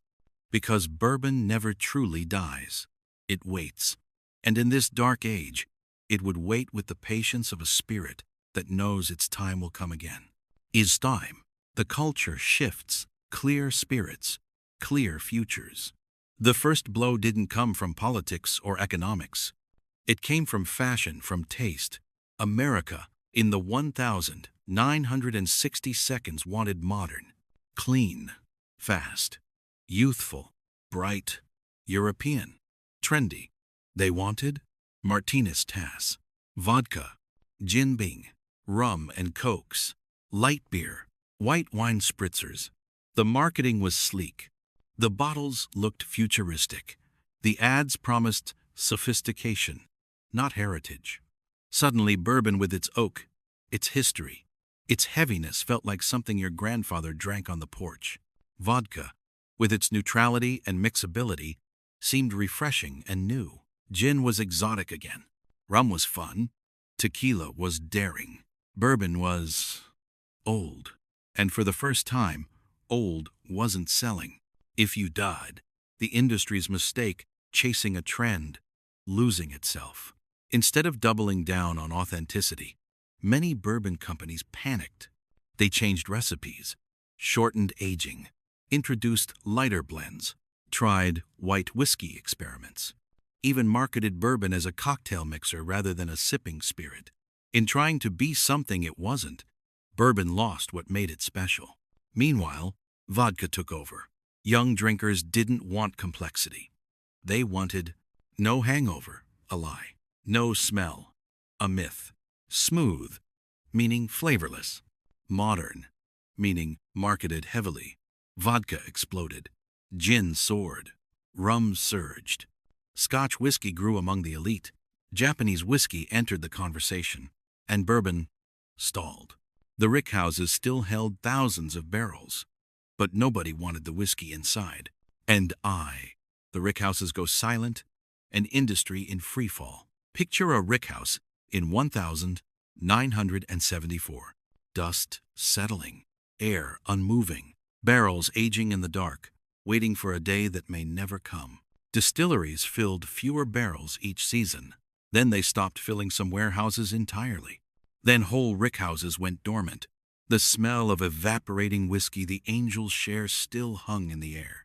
But it was no longer a sign of production. It was a sign of neglect. Distilleries closed. Historic ones. Iconic ones. Ones with names you'd recognize today if they had survived long enough to matter. Workers were laid off. Generations of distillers, men whose fathers and grandfathers and great-grandfathers had distilled, found themselves standing outside locked gates. Warehouses were abandoned, windows broken, roofs sagging, barrels leaking into dirt floors. Brands died quietly. Old names, respected names, labels that once commanded respect in saloons and supper clubs simply disappeared. Prices plummeted. A 10-year bourbon? You couldn't give it away. A 15-year? The market didn't exist. A 20-year? Why would anyone age whiskey that long when nobody was drinking it? The irony is sharp. The bottles people fight for today, the well-aged masterpieces of the 70 seconds and 80 seconds, existed only because nobody wanted them at the time. An evil, consolidation, the survival of the fewest. As demand fell, the bourbon world shrank. Companies merged. Corporations bought struggling brands. Overseas conglomerates stepped in as American investors stepped away. Distilleries that once competed now shared ownership. A few giants emerged. Beam, Brown-Forman Lord, Heaven Hill, Shenley, National Distillers, later acquired by Beam. United Distillers, successor to Stitzel Weller. Wild Turkey, then under Austin Nichols. Smaller distilleries either. It's closed, sold their brands out, shifted to industrial alcohol, or waited, barely alive. This consolidation wasn't elegant. It was survival. Barely. When the frat, the fall of Stitzelweller, the end of an era. Of all the tragedies of bourbon's dark age, none hit harder than the fall of Stitzelweller, the home of Pappy Van Winkle's wheated bourbon. Pappy himself had passed away in 1965. Without his leadership, corporate interests took hold. The distillery was eventually sold to conglomerates more interested in vodka and blended whiskey than long-aged bourbon. In 1992, the distillery shut down. The brick buildings, the rickhouses, the copper stills, all silent. The greatest wheated bourbon producer in history gone. It was like watching a cathedral go dark. But the barrels still aging inside? They would one day become the stuff of legend. Legends aren't born during glory. They're born during loss. Japanese distillers enter the unlikely saviors. Here's the twist almost nobody saw coming. While Americans abandoned bourbon, the Japanese embraced it. During the 1970 seconds and 80 seconds, Japanese collectors discovered the beauty of long-aged bourbon. American oak, high-proof releases, pre-prohibition brands, Stitzel Weller, wheated whiskey. Unique, single-barrel expressions. They bought labels Americans ignored. They bought barrels companies couldn't sell. They bought entire stocks of bourbon left aging with no future in the U.S. Some of the greatest bourbon ever made left the country in shipping containers. And thank God it did, because those bottles helped keep some distilleries solvent. Japan didn't just love bourbon. Japan saved it. This is man. The Beams hold the line. While the industry dipped, the Beam family remained the steady heartbeat of bourbon. Jim Beam White Label stayed affordable, consistent, and widely distributed. It wasn't glamorous, but it was dependable. Beam didn't try to follow vodka trends. They didn't try to reinvent bourbon. They simply made bourbon. That quiet, stubborn consistency kept the category alive long enough for revival to be possible. Years later, Booker No, Jim Beam's grandson, would help start the small batch movement, the spark that lit bourbon's renaissance. But in the dark age, the Beams were simple survivors. 6. Heaven Hill, the quiet collector of orphan brands. Heaven Hill, founded in 1935, became one of the smartest and most resilient companies during bourbon's decline. They bought struggling brands, bought closed distilleries' aging stocks, bought naming rights for abandoned labels, stored millions of barrels in their rickhouses, waited. While others panicked, Heaven Hill collected. That patience would one day make them guardians of some of the most important brands in bourbon history. Maber. The Willets go dormant but not dead. During the decline, the Willet Distillery shut down its distilling operations. But they didn't disappear. They continued bottling and warehousing. They preserved barrels when others dumped them. They kept the land, the buildings, the knowledge. They became a kind of living bourbon archive. Later, when the revival came, Willet would rise in spectacular fashion like a phoenix with purple wax. But in the dark age, they were quiet, still, waiting. In France's, the European market, a second lifeline. While Americans chased vodka and wine coolers, a second unexpected market emerged. Europe. American GIs stationed overseas had introduced bourbon to bars, from Germany to England to Italy. Some European drinkers preferred bourbon to Scotch for its sweetness and boldness. Bourbon's foreign popularity didn't save the industry, but it kept barrels moving and lights on. Sometimes survival isn't triumph. Sometimes survival is simply not quitting. Live, the bottom of the barrel, the lowest point. By the late 1970 seconds and early 1980 seconds, bourbon hit rock bottom. Rickhouses sat empty. Workers were laid off in droves. Many brands were discontinued. Warehouses were demolished. Iconic distilleries were sold for parts. New bourbon drinkers were almost non-existent. Nobody was planning 15 to 20-year whiskey. In 1984, a distiller famously said, "If anyone is aging bourbon more than 8 years today, they're insane. It'll never sell." If only he could see the bourbon aisle now. But this was bourbon's lowest point, its near-death experience. The old families kept working. The warehouses kept breathing. The barrels kept aging. Because even when the world forgets bourbon, bourbon does not forget itself. And deep inside the rickhouses of Kentucky, in the quietest corners, something extraordinary was happening. The whiskey was getting better, much better, older, richer, deeper, more complex than anyone had ever tasted, but nobody knew it yet. Not until a few wild, brilliant, stubborn risk-takers lit a flame that would change everything. Their names? Elmer T. Lee, Booker Noe, Jimmy Russell, Parker Beam, Julian Van Winkle III. Even early collectors in Japan and Europe, these were the ones who would start the bourbon revolution. But revolution requires a spark. And in the next chapter, that spark finally arrives. Chapter 8. The Great Reawakening. If Chapter 7 was the darkness, the long winter where bourbon nearly vanished, then Chapter 8 is the sunrise. Not a sudden burst of light, not a triumphant explosion, but the slow, amber glow of hope creeping into the rickhouses, warming aging barrels that had waited far too long. This is the story of bourbon's rebirth. A rebirth sparked not by massive corporations or marketing budgets, but by a handful of master distillers, visionaries, oddballs, rebels, and believers, men and women, who looked at the dying bourbon industry and saw not ruin, but resurrection. This is the story of the Bourbon Renaissance, one of the most improbable comebacks in American history. In -8, the spark, a quiet idea in Frankfurt. It starts with one man, Elmer T. Lee, an engineer, a World War II veteran, a soft-spoken Kentuckian with a mind full of patience and a palate full of curiosity. Elmer worked at the George T. Stagg Distillery today, Buffalo Trace, a facility with more history than hope. In the early 1982, barrels sat aging with no buyers. Rickhouses were half empty. Production volumes were low. Demand was lower. But Elmer had an idea, one inspired by stories from his mentor, Colonel Albert B. Blanton. Asterisk, asterisk, what if you bottled bourbon from a single barrel, unblended, uncompromised, unsoftened? Asterisk, asterisk.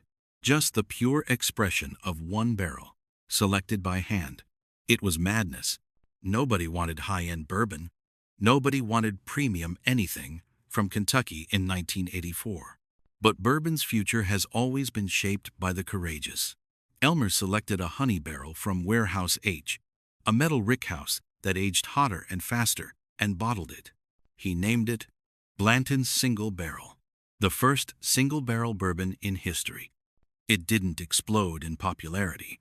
It didn't change the world overnight. But it planted the seed, a seed that said, bourbon can be great again. 80. The second spark, Booker Noe's big, bold revolution. If Elmer T. Lee lit the flame, Booker Noe threw gasoline on it. Booker, grandson of Jim Beam, larger than life in every way, wasn't the type of man who tiptoed into anything. He believed bourbon didn't need to be lightened or diluted to compete with vodka. He believed bourbon should taste like bourbon, and so he launched something wild, defiant, and unprecedented. The Small Batch Collection, Booker's Barrel Proof, Bakers's, Knob Creek, Basil Hayden's Botter. Booker's, in particular, was a revelation. Aged long, uncut, unfiltered, loud, unapologetic, raw and honest. Booker released it in the late 1982, just as bourbon was at its lowest point. He told the world, this is how bourbon is supposed to taste. And slowly, people listened. Booker didn't just revive a category. He revived pride. End quote. The third spark of Van Winkle returns. While Elmer and Booker were pushing bourbon forward, another force was pulling history upward from the ashes. His name, Julian Van Winkle III, grandson of Pappy Van Winkle. When Stitzelweller closed in 1992, Julian didn't walk away. He didn't quit. He didn't mourn the past. He gathered every barrel of Stitzelweller wheated bourbon he could find, bottled it selectively, and introduced the world to a name that would one day become mythic. Pappy Van Winkle's Family Reserve. At first, nobody cared. Nobody wanted a 15, 20, or 23-year bourbon. Bars passed. Distributors shrugged. Consumers ignored it. But a small group, didn't ignore it. Chefs, writers, collectors, Japanese whiskey enthusiasts, European drinkers, and a few curious American connoisseurs. And slowly, whispers grew. Those whispers would one day become a roar. And the scene 100, Buffalo Trace rises, the new center of gravity. With Elmer's innovations, and later with industry legend Harlan Wheatley guiding the stills, Buffalo Trace began transforming from a nearly forgotten facility into the heart of bourbon's future. They leaned into single barrels, experimental aging, warehouse studies, limited releases, rediscovery of heritage mash bills, massive rickhouse expansions. More innovations followed. Eagle Rare, 10-year Blythe, George T. Stagg, Sazerac Rye, W. L. Weller, Colonel E. H. Taylor Jr. Line, the Antique Collection, and then the partnership. Buffalo Trace plus Julian Van Winkle III, Weller plus Pappy, Wheat plus Barrel Magic. The spark became a flame. Haven 7th. The Willets return a phoenix in purple. In the early 2000s, something remarkable happened. The Willet distillery turned its stills back on, led by Evan Coulsveen, then by his daughter Britt and son-in-law Drew. Willet began distilling again slowly, carefully, with reverence. They released Willet Family Estate, Rowan's Creek, Noah's Mill, Pure Kentucky Plus, and later, Purple Wax Rye and Bourbon that would become cult classics. In a world just waking up to bourbon again, Willet brought artistry. They became proof that small, independent distilleries could rise again, not by imitating the giants, but by being unapologetically themselves. In fact, the Renaissance goes global. By the late 1992s and early 2000s, the fire spread. Japan celebrated bourbon as an art form. Europe treated it like a rediscovered treasure. American chefs embraced it in the kitchen. Bars began carrying premium brands again.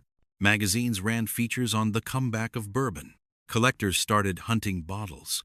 Rye whiskey made its own raging return. Cocktail culture awakened, and bourbon was at the center of it. Suddenly, 10-year bourbon was special. 12-year bourbon was premium. 15-year bourbon was rare. 20-plus-year bourbon was luxury. Barrel-proof releases sold out in minutes. Single barrels became status symbols. Distillery tourism exploded. And in the hills of Kentucky, rickhouses groaned under the weight of soaring demand. Makesable. Craft distilling, the new generation joins the story. Bourbon's rebirth didn't belong only to the old families. A new wave arrived. The craft distillers. Some were hobbyists. Some were chemists. Some were dreamers. Some were stubborn farmers. Some were entrepreneurs with more courage than sense. But together, they expanded bourbon into a national craft movement. In the 1,980 seconds, fewer than 20 legal distilleries operated in the U.S. Today, hundreds. Bourbon became democratic again, not just in Kentucky, but nationwide. Texas, Colorado, New York, California bad, Washington, Utah, Wyoming, Indiana. Some craft whiskey was excellent. Some was ambitious. But all of it contributed to bourbon's modern identity, a spirit that welcomes new voices while respecting old ones. In Fine Nine, the secondary market, a monster is born. With demand skyrocketing and supply limited, something else emerged. The bourbon's secondary market. What began as collectors trading bottles turned into auctions, online groups, private sales, astronomical price inflation. Pappy Van Winkle, once unsellable, now moved for $1,000, $2,500, $5,000, $10,000 plus. Weller became unobtainium. BTAC became legend. Store picks became trophies. Single barrels became flex pieces. People camped outside stores, fought over allocations, tracked trucks, mapped distributor routes, built networks of tips and connections. Bourbon went from forgotten to fashionable, and then to frenzy. And yet beneath the frenzy, The whiskey stayed true to itself. The spirit didn't change. Only the world around it did. If we work, the distribution battles craft versus the three-tier system. As bourbon grew, so did the friction. Distributors protected big brands. Craft distillers struggled for shelf space. Allocations became political currency. Bars fought for rare bottles. But these battles also forced transparency. Drinkers became educated. People cared about mash bills, yeast strains, barrel provenance, entry proof, char level, warehouse locations, distillery history. This wasn't drinking. This was passion. Insanity, the modern giants, today's titans. By the 2010 seconds, bourbon was a global powerhouse again. The leading titans of the Renaissance: Buffalo Trace, Innovation Engine, Heritage Guardian, Experimental Lab, home of the most sought-after brands on earth, Jim Beam, Beam Suntory, steady as ever, driving small-batch innovation, partnering with Japan, expanding globally, Heaven Hill, quiet powerhouse, guardian of dozens of brands, master of aging and blending, Maker's Mark, Samuel's, crafting soft, weeded magic, and innovating with stave finishing, Willet, artistic, bold, independent, the heart of modern craft, Wild Turkey, Jimmy and Eddie Russell, keeping Kentucky honest with high-proof classics. These families and companies carried bourbon from death to glory and presented Frand, the culture of bourbon, a return to identity. By the 2020 seconds, bourbon wasn't just a drink. It was a hobby and a collection, a lifestyle, a community, a culture, an economy, a culinary pairing, a craft, a legacy, a story. Bourbon tastings became rituals. Bottle hunts became adventures. Store picks became modern folklore. YouTubers, bloggers, and bourbon groups formed tribes. And bourbon became something it had never been before. Personal. People found meaning in it, found friends through it, found stories within it, found themselves reflected in the glass. And that, more than anything, is why bourbon came back. Because bourbon is not a beverage. It's memory, it's history, it's craft, it's courage, it's patience. It's America flawed, resilient, and forever reaching for something better. In 24, the barrels keep rolling, the future. Even now, the Renaissance continues.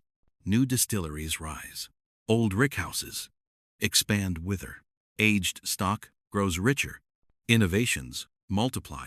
Fans grow more passionate way. Global demand intensifies. We are living in the golden age of bourbon.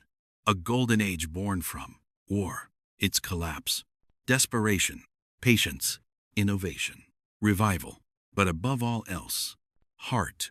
Bourbon survived because the people who made it refused to let it die.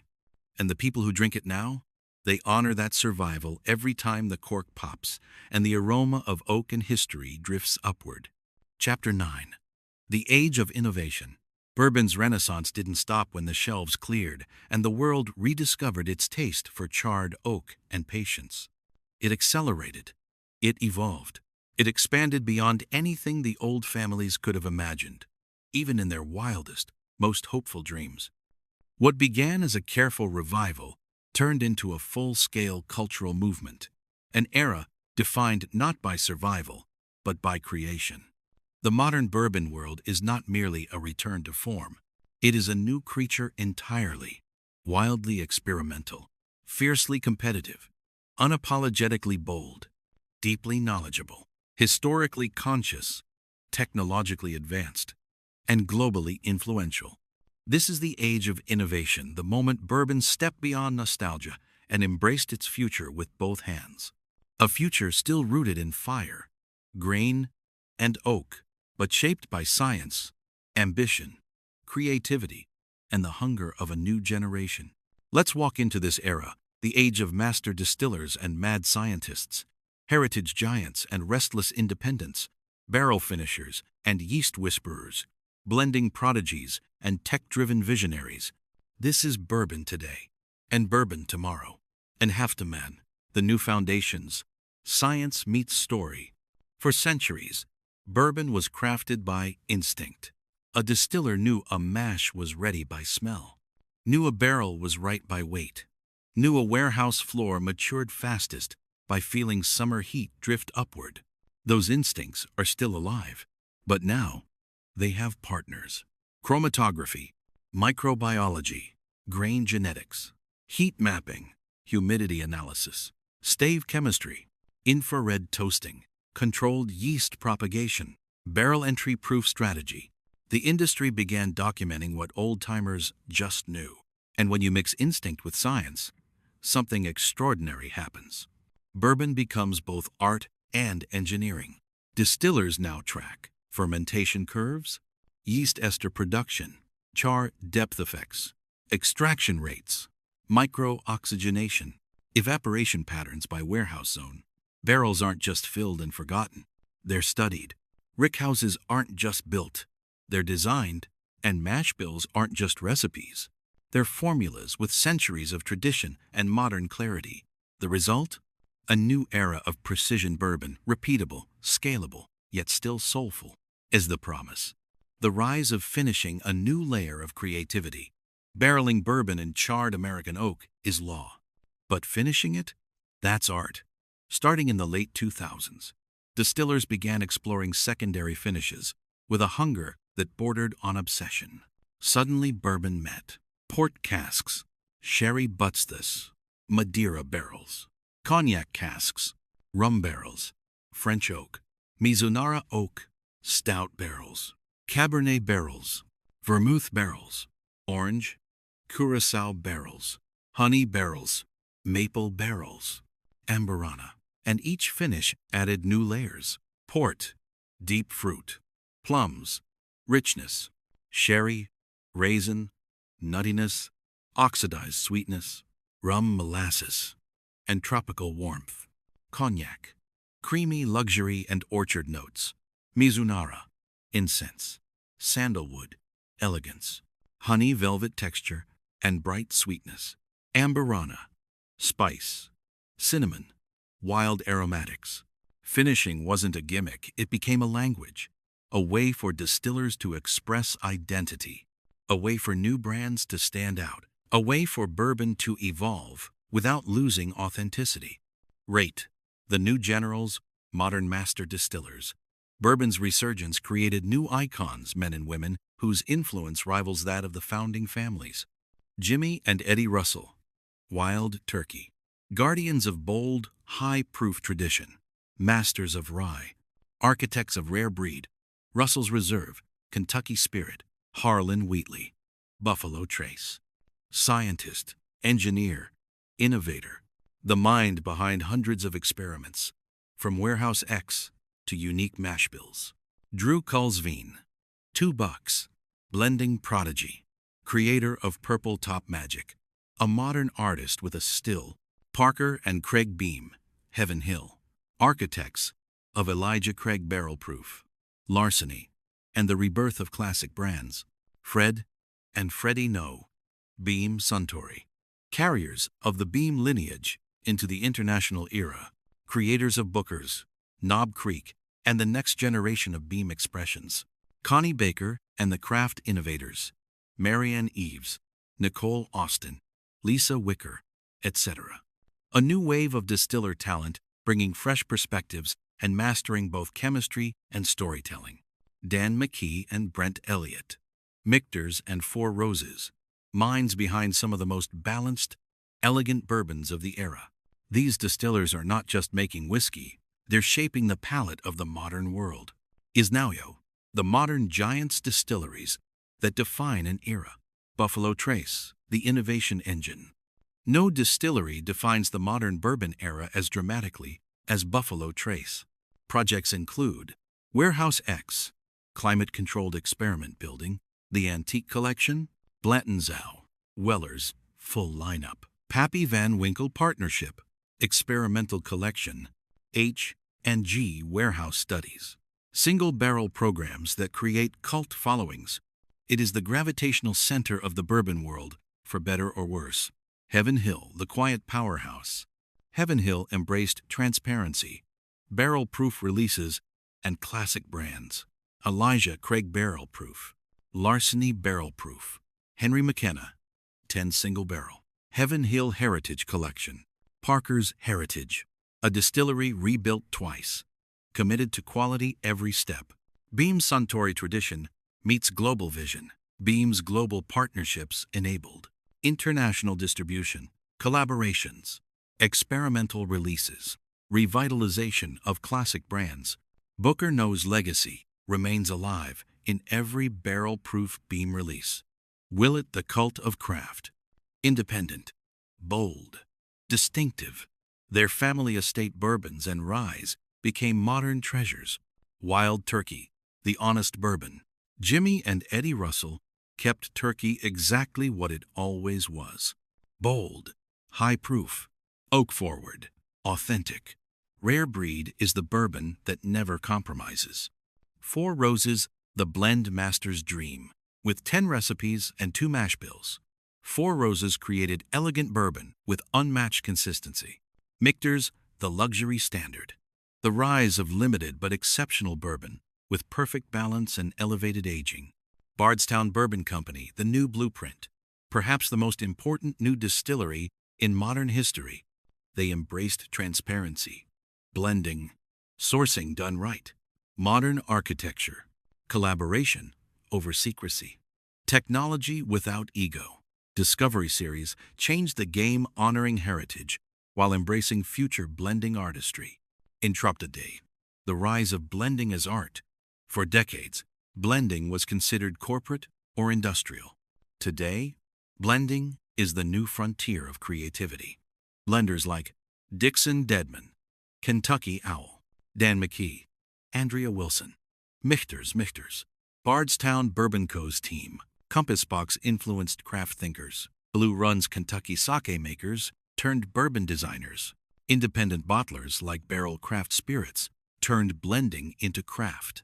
This wasn't just dumping whiskey together.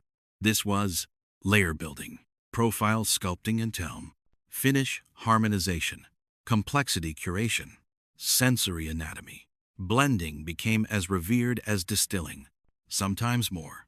1. The age of the hunt allocations rule the earth. Suddenly, Papillon, Weller, Buffalo Trace, Blanton's Cross, E. H. Taylor, Stag, Old Fitz bottled in Bond decanters places. Parker's Heritage. Four Roses limited editions. Wild Turkey Master's Keep became rare, then scarce, then priceless. Bourbon hunting became a hobby, a sport, an obsession, a community, a universe. People camped outside stores, tracked distributor trucks, built relationships with store owners, traded bottles like baseball cards. Love it or hate it, allocations shaped modern bourbon culture. 8. The bourbon community, a new kind of family. Bourbon evolved from something people drank to something people shared. Meetups, tastings, bottle shares, YouTube channels, podcasts, blogs, masterclasses, Facebook groups, whiskey TikTok, bourbon bars with menus thicker than Bibles.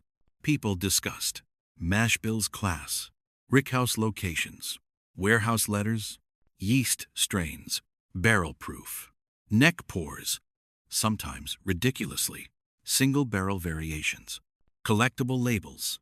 This wasn't fandom. This was culture. Bourbon became a bond, a way for strangers to become friends, and friends to become family. The future where bourbon is headed.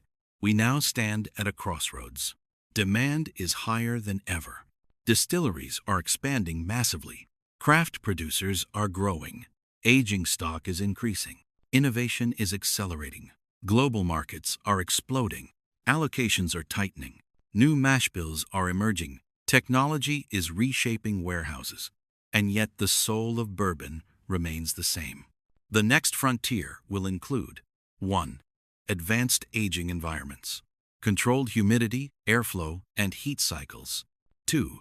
Sustainable cooperage, oak forest management, alternative staves, regenerative forestry. 3. Yeast innovation, designer strains, wild yeast harvesting, flavor-specific fermentations. 4. Data-driven rickhouse management, sensors, AI modeling, predictive maturation. 5. Ultra-aged bourbons, not rare, intentional. 6. Global bourbon production within U.S. law, more states joining the craft movement. 7. New finishing techniques, layered finishes, sequential finishes, experimental woods. 8. Culinary integration, bourbon and food, food paired to bourbon, bourbon as ingredient and inspiration. 9. Transparency as a defining virtue, consumers demanding honesty about sourcing, aging, mash bills. 10. The inevitable next bourbon boom, already happening. The future of bourbon is bright, but only because its past was dark, only because it nearly died, only because the people who loved it, families, distillers, dreamers, collectors, drinkers, refused to let it fade away. This is not the end of the story. This is the beginning of bourbon's next century. And somewhere in a quiet rickhouse tonight, a new barrel is aging, unknown, unnoticed, but destined to become part of the legacy. A legacy that started with corn, oak, and stubborn hope, and continues with every glass poured today. Chapter 10. The Spirit That Remembers. A bottle of bourbon is never just a bottle. It is time, held in glass. It is a conversation between past and present. It is a memory of corn that once swayed in a warm Kentucky breeze, water that once flowed through ancient limestone, and oak that once stood tall in an American forest.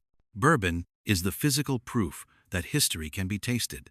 But more than that, bourbon is the story of people. People who refused to quit, who believed in craft, who built something that could outlive every storm thrown at it.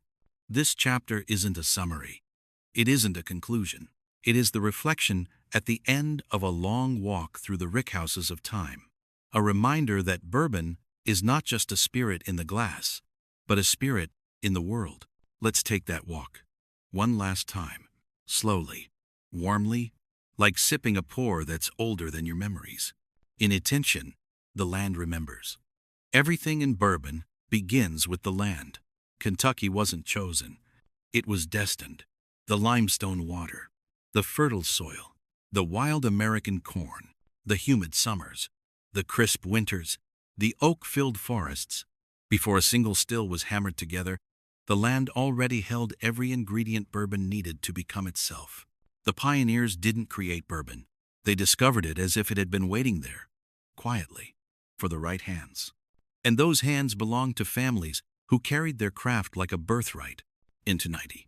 The families remember: Beam, Brown, Taylor, Samuels, Weller, Van Winkle, Willett, Pepper, Russell, Noe, and dozens more whose names never made it to labels, but whose sweat seasoned the industry.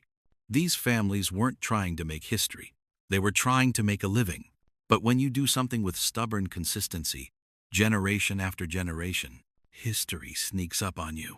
Every distillery that stands today is built on the stories of people who endured fires, survived Prohibition Dock, faced bankruptcy worked through war, rebuilt after collapse, waited out the dark ages, believed bourbon would rise again.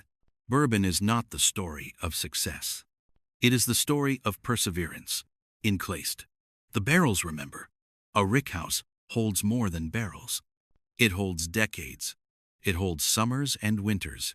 It holds the laughter of workers on lunch breaks, the clatter of rolling racks, the echo of metal hoops being tightened, the soft creak of wood expanding and contracting. It holds the smell of aging whiskey, sweet, earthy, deep like a ghost that never scares, only comforts. It holds secrets. Barrels talk, not loudly, but they talk. They whisper of their forests, of the fire that charred their insides, of the whiskey they cradle, of the years that pass in silence, shaping something no human hand can rush. A barrel remembers more than we do, and when we pour what it held, it shares those memories with us. In Friends, the fires remember. Look back far enough, and bourbon begins in fire. The fire that cooks the mash. The fire that chars the oak. The fire that once lit up an entire hillside if a moonshiner still ran too hot. The fire in the eyes of distillers who refuse to stop working the craft. Fire is bourbon's oldest teacher, its oldest companion, its oldest danger. And like fire, bourbon has the strange ability to destroy the old while creating the new. History, after all, is not preserved by comfort. It is preserved by the flames we survive. And said, the nation remembers. Bourbon is older than the United States of America. Think about that. Before the Constitution, before the first U.S. president, before the frontier had names on maps, bourbon was already being distilled in the hollows and hills. It grew up with the country.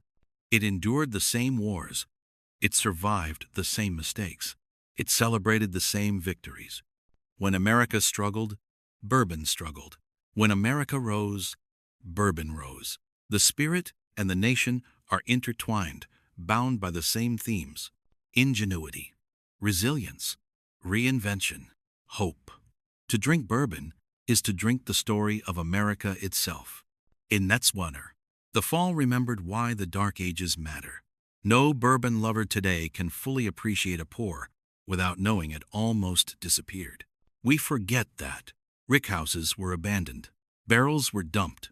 Distilleries shuttered. Families lost the craft. Demand went to zero. Bourbon became a joke. But bourbon remembers. The industry carries its scars with pride. Every distiller knows Prohibition wasn't the only near-death experience. The 1,970 seconds, 80 seconds, collapse, hurt deeper, lingered longer, and came closer to killing bourbon than anything before or since. And yet that collapse taught bourbon one of its most important lessons. Asterisk, asterisk. When you forget who you are, you disappear. When you return to who you are, you rise. Asterisk, asterisk. That lesson is why the Renaissance happened. That lesson is why the modern era thrives. That lesson is why bourbon will never fade again. Intent. The revival remembered the spirit that refused to die. Bourbon's rebirth wasn't an accident.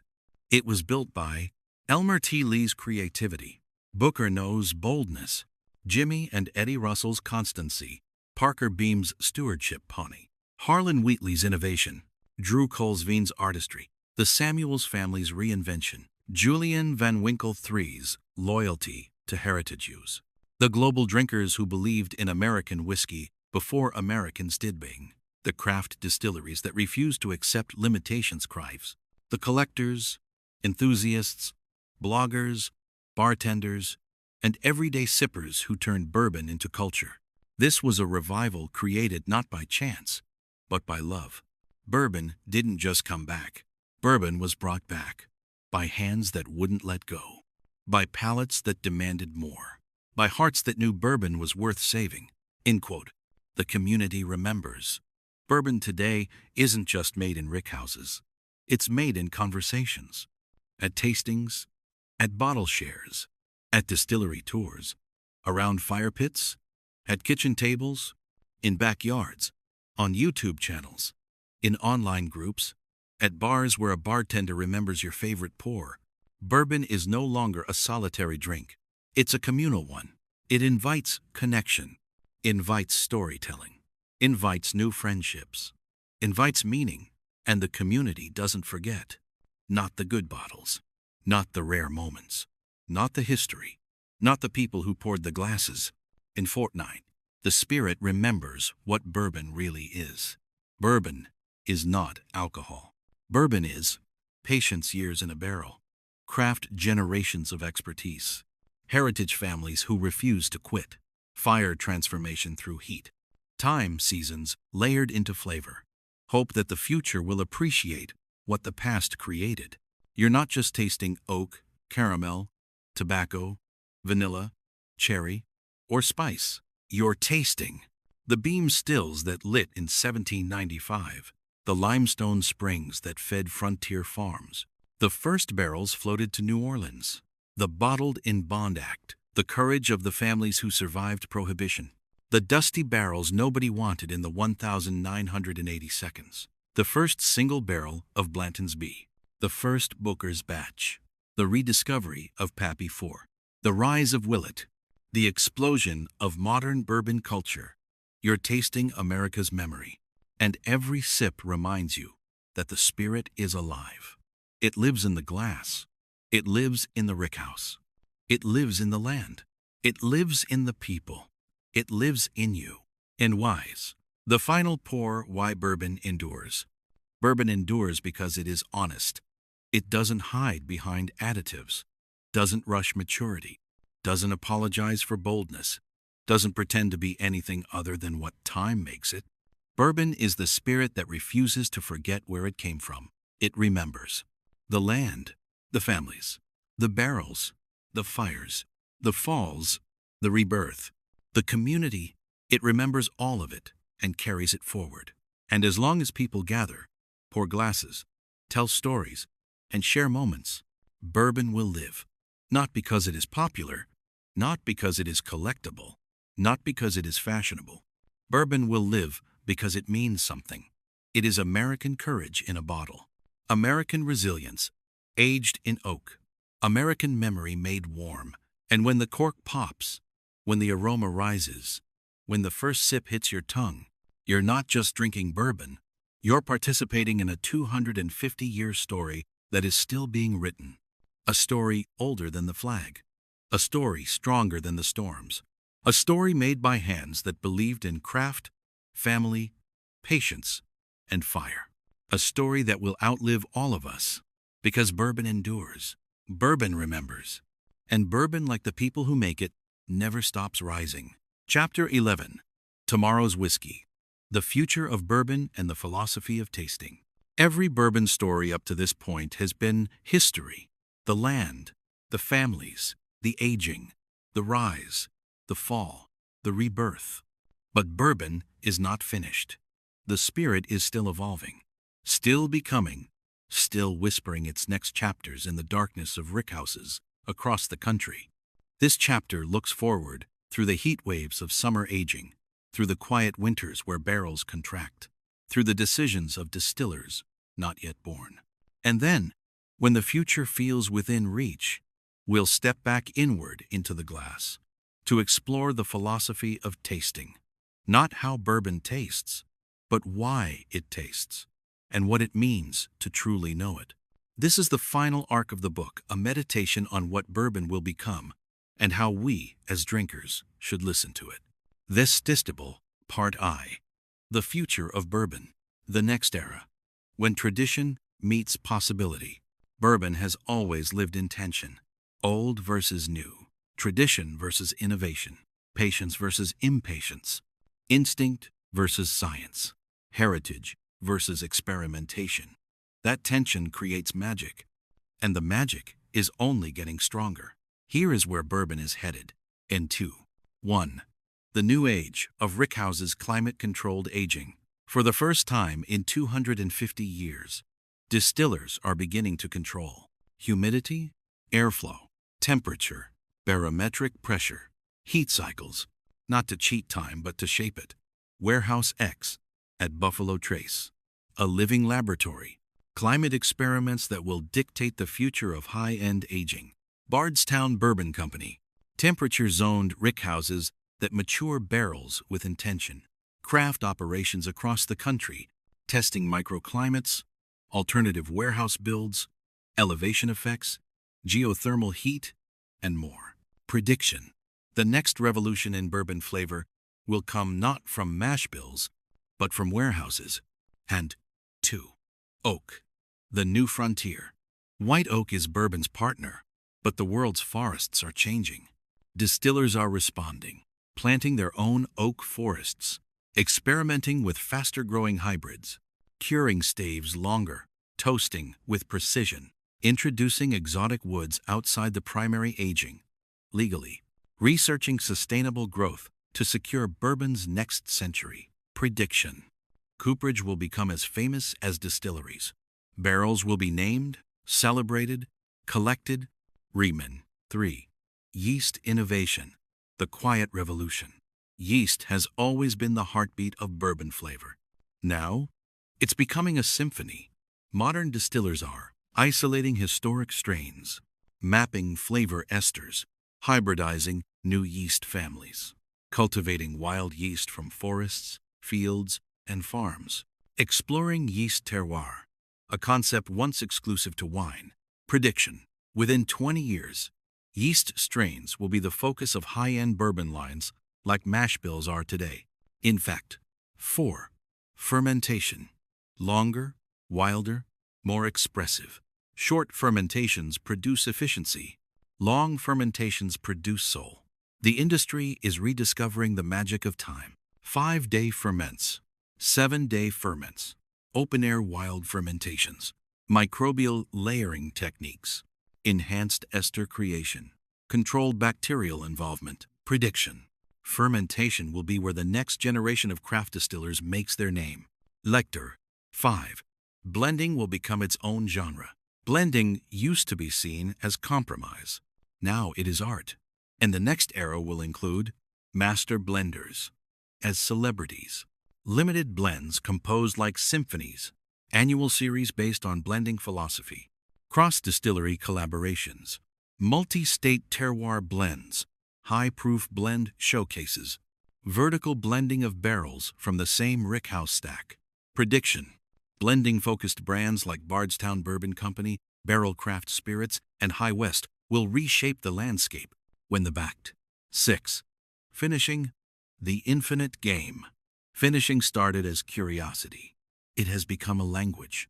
The future will include triple finishing, sequential finishing, barrel, hybrid wood casks, stave matrices, finishing inspired by food science, co-fermented barrel finishes fruits, honey, spices, flavor echo, finishing matching cask, finishes to inherent bourbon notes.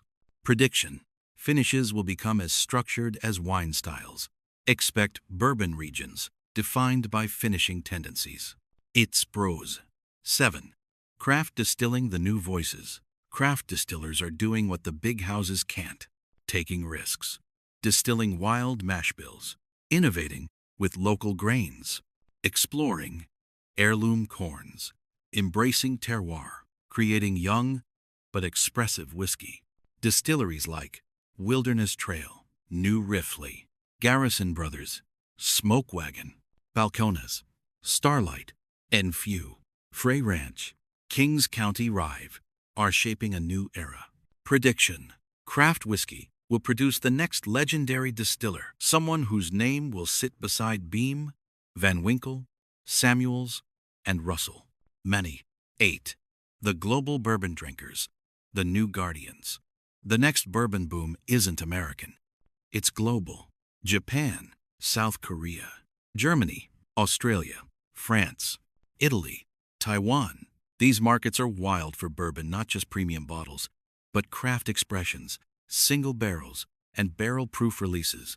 Prediction: the world will shape bourbon's future just as much as Kentucky does. 18. 9. The return of patience. In the 1,970 seconds and 80 seconds, nobody aged bourbon past 8 years. Today, people fight over 18, 23, and even 25-year bottles. But in the future, distillers will once again rediscover patience, not for rarity, for flavor. Prediction: we will see unprecedented aging programs, 30 years, 40 years, even experimental century-long aging programs controlled by technology. Time will become the ultimate luxury. The One Now, Part II, the philosophy of tasting. Tasting bourbon is not about identifying notes, proving knowledge, showing off, chasing hype, impressing anyone. Tasting bourbon is a philosophy, a practice, a conversation between senses and soul. Here is the Bourbon on the Brain philosophy of how to truly taste whiskey. Number 4. 1. Taste for yourself, not for the label. A bourbon collector has two palates. The real one, the one influenced by hyper. The real one matters. Taste blind often. Taste with humility. Taste without chasing someone else's ranking. A well-loved $40 bottle can resonate more deeply than a flipper-controlled $800 bottle. The bottle does not create the experience. You do. 8. 2. Tasting begins before the pour. The ritual matters. The feel of the cork, the slow tilt of the bottle, the amber ribbon falling into the glass, the aromatics rising before the first swirl. These moments prepare your senses. They center you. Bourbon is a sensory event, not just a drink. In Portside. 3. Nose the spirit like a story. Don't jam your nose into the glass. Bourbon teaches softly. Hover. Let the aromatics rise. Listen with your senses. Ask the whiskey what it wants to say. Is it warm? Is it bold? Is it shy? Is it fruit-forward? Is it oak-heavy? Is it spicy? Is it sweet? This is the first conversation. Enders. 4. The first sip is not the truth. The first sip is the handshake. The second is the introduction. The third is the truth. Let your palate acclimate. Let the heat settle. Let the flavors open. Never judge a bourbon on the first swallow. Was not. 5. Explore the whiskey's journey. Taste not for flavor notes, but for movement. Where does it begin? Honey? Heat? Grain? Fruit? Spice? Where does it travel? Mid-palate bloom. Barrel sweetness. Rye tingle. Viscous texture. Where does it end? Long finish? Short and clean? Drying oak? Toasted sugar? The journey is the experience. When 10. 6. Water is not cheating, it is translation. A drop of water opens aromatics, softens edges, reveals hidden layers, reduces alcohol suppression of esters quo. If you want to know a bourbon's soul, taste it neat.